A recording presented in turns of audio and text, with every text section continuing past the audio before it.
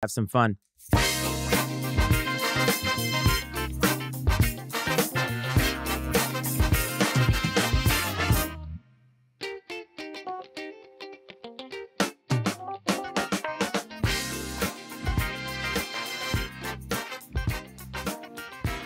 OTW of the week, where Coach and I like to have a little bit of fun, to do our own little thing, and we always start with Iceman stat of the week. Coach, I have a few stats of the week for you this week. Are you ready? Iceman, I got to tell you, nothing gets me firmer than a few stats of the week, so let's hear it. I'm not sure Ryan's going to like to hear that. However, we were talking about the Oakland A's earlier, and I told you I had a stat of the week. I actually have two stats of the week that speak to just the ineptitude of the Oakland A's. So we are now finished with the month of April, and the Oakland A's are the first team in Major League history to have 23 or more losses before the month of May. Wow. I mean, that's insane. I mean, because I know personally, there have been a lot of really bad Cubs teams over the years.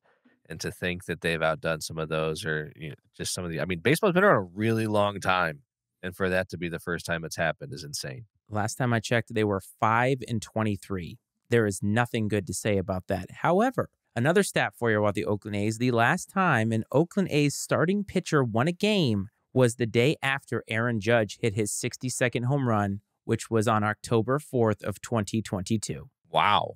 That's insane. Yes. So the Oakland A's are really, really bad. However, when it comes to the things that we talked about earlier, and you talked about the Bruins having a historic season, there are 4 teams in the history of the 4 professional sports in America that have the best records, or the historically best records in their respective sports. The Boston Bruins of this year, the 2001 Seattle Mariners, the 2015-2016 Golden State Warriors, and the 2007 Patriots.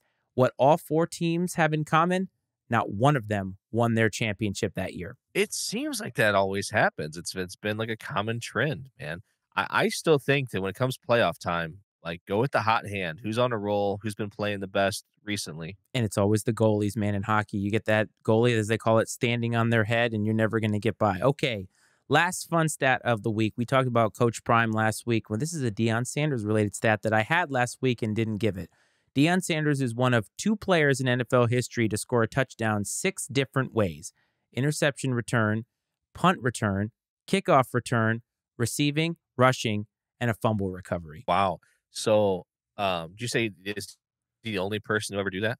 One of 2. One of 2 is the other one. I don't know. It didn't say No? that. The graphic doesn't No? have that. We don't have That'd an be crazy. intern here to do I this. think one of 2, though, man. One of 2 would be interesting. I'll have to look that one up because I'm very curious who that might be. Other than that, though, that's really impressive. So the only thing he's missing, did he ever pass for a touchdown? Nope. At least No. not that I'm aware of. I don't think that he was a two-way player in that regard, but Deion did have a great career. He was certainly a dynamic player. He's proving to be a dynamic coach, despite the fact that the transfer portal is just like a box of tissues that they're going through. It's kind of nuts over there.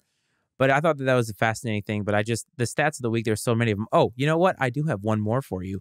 Your boy, Erik Spoelstra, became the 5th winningest coach in NBA playoff history, and he just passed Larry Brown. So, to add to the Erik Spoelstra shame on my end here, I was listening to a nationally syndicated sports talk show earlier today, and they talked about how they were talking about Steve Kerr and the Warriors and how well they've played, and they're going into the series here with the Lakers. And they said, well, they go, Steve Kerr is good enough for 1 win. Like, you're going to get 1 win on coaching alone because he's going to outcoach the other team, which again is contrary to my take last week of where I said they're meaningless.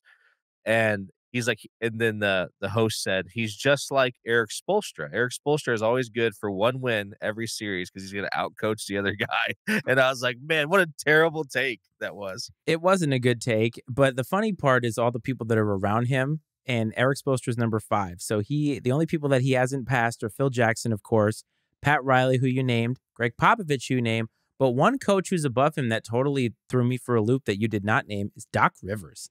Yeah, when I saw that, you sent me that picture or whatever, and I was like, shit, I totally forgot about Doc Rivers. He had great success in Boston, but he had some success with the Clippers, didn't he? A little bit, yes, Yeah. but he did win in Boston. But the funny part is now Erik Spoelstra has more playoff wins than Red Auerbach, who won like 14 titles. Which is crazy, right? But hey, whatever, man. Erik Spoelstra is going to go down in the annals of history as one of the all-time great NBA coaches, I guess.